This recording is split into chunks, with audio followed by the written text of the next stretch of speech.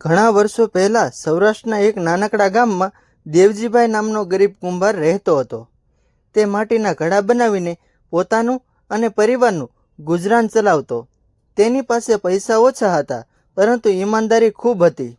એક દિવસ ગામના ધનિક પટેલે દેવજીને 100 ઘડા બનાવવાનો મોટો ઓર્ડર આપ્યો. દેવજી ખૂબ ખુશ થયો. તેણે દિવસ રાત મહેનત કરીને ઘડા તૈયાર કર્યા. ઘડા પહોંચવાના દિવસે તેણે જોયું કે એક ઘડું રસ્તામાં પડીને તૂટી ગયું હતું. પટેલે ગુસ્સે થઈને કહ્યું, એક ઘડું ઓછું છે એટલે તારા પૈસા પણ ઓછા. દેવજીએ માથું નમાવીને કહ્યું, પટેલ સાહેબ, ભૂલ થઈ છે. જેટલું નુકસાન થયું છે એટલા પૈસા તમે ઓછા આપી શકો છો.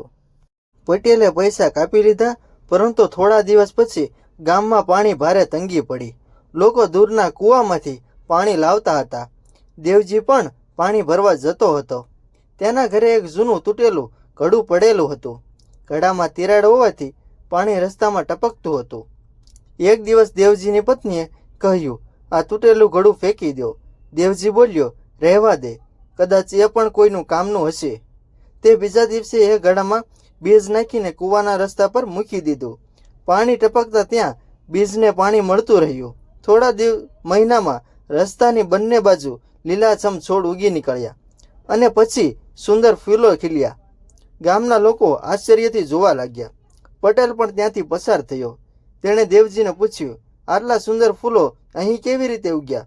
દેવજીએ હસીને કહ્યું, જે ઘડું તમને તૂટેલું લાગતું હતું એમાંથી જ આ છોડને પાણી મળ્યું. પટેલને પોતાની ભૂલ સમજાઈ ગઈ.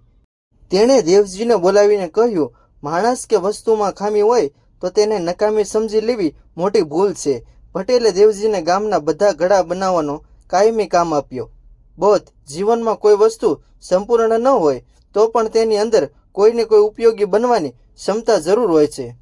જો વાર્તા ગમી હોય તો મારી ચેનલને લાઈક કરો, શેર કરો અને જય સોનલમાં ચેનલને સબસ્ક્રાઈબ કરવાનું ભૂલશો નહીં.